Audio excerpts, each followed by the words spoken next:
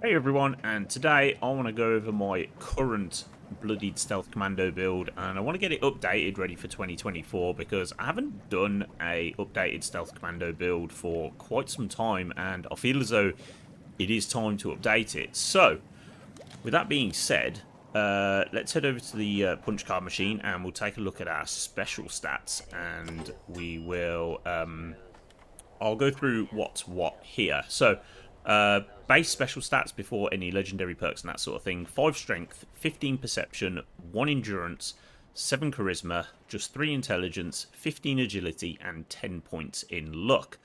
Okay, and what we'll do is we'll take a look at active perks. So, 5 points in strength, we've got Travelling Pharmacy, just so I can carry just some extra chems and stuff, and Bandolier. Bandolier is a must for this build because of the weight of ammo, and Stealth Commandos use a lot of ammo, you carry a lot of ammo, you need Bandolier. I'll run all the Commando perks at max rank. I'll run max rank in Tank Killer and max rank in Concentrated Fire. Over in Endurance, I'll run rank 3 in Chem Fiend, so that any chems I take last 100% longer, so, you know, those overdrives and that sort of thing. And then I'll run rank 3 in Fireproof, just to protect myself, not only from my own explosive bullets, but also from various enemies. Over in Charisma, I'll run rank 3 in Inspirational, just for a little bit more XP. Rank 1 in Strange in Numbers, which means my positive mutations are just affected that little bit more with teammates and things. And then I'll run rank 3 in Tenderizer for more damage. Over in Intelligence, rank 3 in Nerd Rage is an absolute must. We're a bloody build, we need Nerd Rage, gives us more damage, bit more energy resist, and some faster AP regen. And then I'll run rank 5 in Demo Expert because I'll run a lot of explosive weapons, so this just makes sense. Over in Agility, we've got Covert Operative for more ranged sneak attack damage, Mr. Sandman for silent sneak attack damage, Sneak to help us stay sneaky, and that's the whole point of a stealth commando. You need to stay hidden. Escape Artist, so that if we do get detected, we're able to just get back into sneak that little bit quicker. I'll run rank 1 in Gun Fu, just so that we can switch targets when we kill enemies in VATS. And then I'll run rank 5 in Adrenaline, meaning that once we've killed so many targets, we get an energy boost per target. I'll run rank 3 in Grim Reaper Sprint over in Luck, meaning that any kill I get in VATS has a 35% chance to store all action points, meaning we can stay in VATS that much longer. Better criticals, meaning my VATS critical shots now do 100% more damage. This perk's awesome because we can virtually get a critical with every other shot. So, you know, you've got a load extra damage virtually every other shot. Start Sheen, so that my mutations won't go away when we use Radaway, and we won't gain any new mutations if we take on any Rads. Critical Savvy, so that critical hits now only consume 55% of your critical meter. This is essential to be able to get that critical with every other shot, or near enough every other shot. I'll run rank 1 in Quick Hands, just so that we've got that chance just to instantly reload our weapon. I know it's not major, but it can help you out and get you out of some tricky situations, so you don't necessarily have to use this. You could use something like Tormentor, or I don't know. I mean, you could use something like Ricochet if you really want to, but you don't really need to, because the whole point is to stay stealthy and not get detected. But yeah, I mean, you could use Tormentor.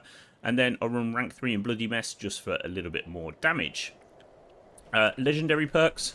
I'll run 3 special legendary perks. I'll run Endurance, Intelligence, and Luck, all maxed out.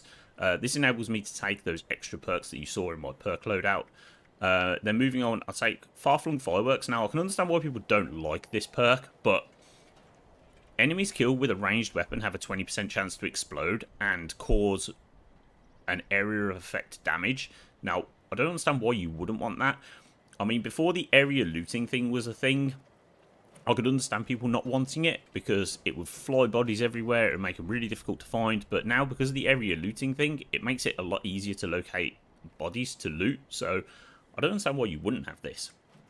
Follow through, this is essential for this build, because this means that ranged sneak attack damages increases. This means that ranged sneak damage increases damage to target by 40% for 10 seconds. This is huge. So this is an absolute essential.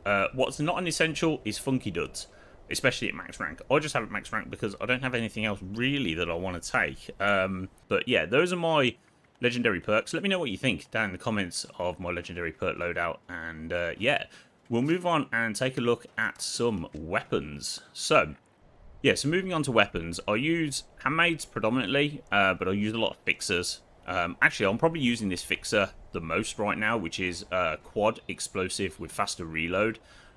This weapon is just insane. It's absolutely insane. I use this more than my bloodied weapons purely because of the ammo capacity. That's basically it. But I do occasionally use my bloodied weapons when I want to really like exert some power. You know, boss fights, that sort of thing. So the main weapon of choice, like I said, is this quad explosive fixer. I've got bloodied, faster fire rate, less VATS cost fixers and handmaids. I've got bloodied explosive, less VATS cost handmade and fixers, and I've got bloodied crit damage, less VATS cost fixers and handmaids. And then what I mainly use for boss fights really is this beast, the quad explosive, less VATS cost railway rifle. This thing absolutely shreds everything. The only downside, well, there's two downsides to this weapon. The first is that it's not silent, and the second is that the ammo weighs an absolute ton. That's really the only downside. But other than that, this thing is awesome. I was lucky enough to pick this up from a player's vendor for like 900 caps, which is just insane for a weapon of this power. So yeah, so those are the weapons that I mainly use. Like I said, you can use things like the Elder's Mark and that sort of thing if you're lucky enough to get a decent roll on it. But for me, I just think handmaids, fixers, and this railway just covers every area of what I need to do on this build. Moving on to my armor. My armor is all Secret Service, and it's all unyielding. I have some really good pieces, and I have some not so good pieces. My chest piece is really good. Unyielding Sentinel with AP refresh. I use the Buttress mod, which gives me the best damage resistance and that sort of thing. And then I use Asbestos Lining, purely because that helps me, well, it makes me immune to being set on fire, which also makes you immune from the Falling Embers at Earl. So, yeah, I don't use a jetpack, purely because I want to use my AP for fighting. I don't want to use my AP for just flying around in the air like some fool. So, yeah, I use the Asbestos Lining. You can use the Dense mod if you wish, but I use Asbestos Lining. My left arm has exactly the same rolls, AP Regen and Sentinels, and again buttressed, and I'll use Ultralight Build for some extra action points. My left leg has Radiation Resist, and it's got the Sneak bonus attached to it, and again buttressed Ultralight Build for the extra AP. My right arm has 25% chance, 25 disease resist from environmental hazards and the food, drink, and chem weight reduction. Again, buttressed ultralight build for the AP, and then the right leg is +1 strength and less limb damage. Again, buttressed and ultralight build for the AP. And I use the shielded road leathers, which increase my perception and agility and my luck. And I use a high capacity backpack for the extra carry weight. Okay, so I need to talk to you guys about mutations. So the first thing I'm going to say is that Class Freak is a complete waste of time. You do not need Class Freak one little bit. Class Freak is only used for people who run mutations which negatively affect your build. So if you're running things like a melee build and you're taking mutations that give you detrimental strength, like you should use Class Freak. But what you should do is not take mutations that negatively affect your build. So for this build, I run Adrenal Reaction, which gives me more AP, and so I use Adrenal Reaction, which takes away a little bit of my AP, but that's fine because we're stealthy, we don't get detected, which gives us increased weapon damage at low health. I use Bird Bones for the increased agility and reduced fall speed. The detrimental strength does not matter. We're not a strength build, we do not need it. I run Eagle Eyes for increased crit damage, extra perception. Again, it gives us detrimental strength, but we do not need it. I run Egghead for increased intelligence, -3 endurance, -3 strength. Don't matter. We don't need health necessarily. You know, death is inconsequential in this game as well. You do not need tanky, tanky builds to survive, because it doesn't matter if you die. Ultimately, you just drop a bit of junk. Doesn't matter. And again, the strength doesn't matter. I'll use grounded purely because I don't use energy weapons, and apart from at Rad Rumble where I'll use a quad Tesla, but I'm not there to cause damage at Rad Rumble, I'm just there to tag enemies. And I'll use it purely for an extra 100 energy resistance. Herbivore, because we gain all our benefits for this build from fruits and vegetables. I run Herb Mentality so that I gain an extra 2 special when I'm in a public team. I run Marsupial for the extra carry weight, jump height. It gives you detrimental intelligence, but again, that doesn't matter. And then I run Speed Demon for increased reload speed, and you do get faster movement speed, but you get a detrimental effect of your increased thirst and hunger meter as well. What we'll do now is we'll go and take the weapons on some field tests, and I'll show you what they can do. Okay, so we're here at West Tech, and what we're going to do is we're just going to quickly field test this, and I'll show you exactly what they can do. So this is the quad. And as you can see, it's absolutely wrecking everything. Absolutely wrecking everything.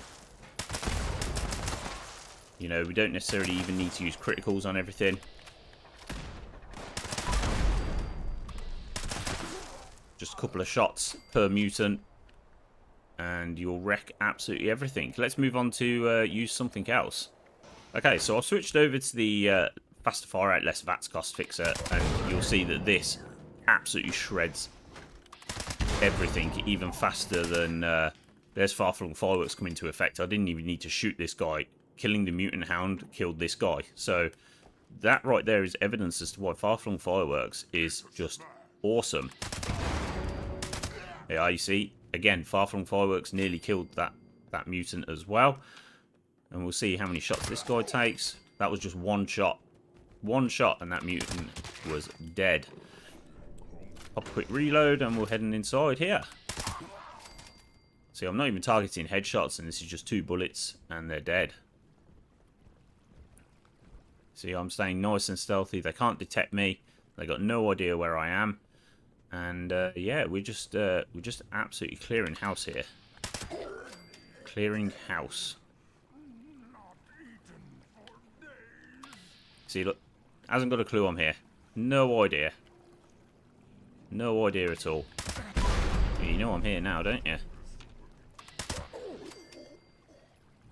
So if this evidence, if this isn't evident enough that how OP this build is, then yeah, I don't know what else to tell you, folks. But this is the true end game Bloodied Stealth Commando build right here. This is the true end game Stealth Commando build. Okay, so here we are at Fisher Site. I've switched over to the railway, and I'm going to show you the true power of this quad explosive railway rifle. So like I said, the biggest downside to this railway rifle is that it is not suppressed. But because we make such short work of our enemies, it really does not matter that it's not suppressed. Okay? Like, there you go.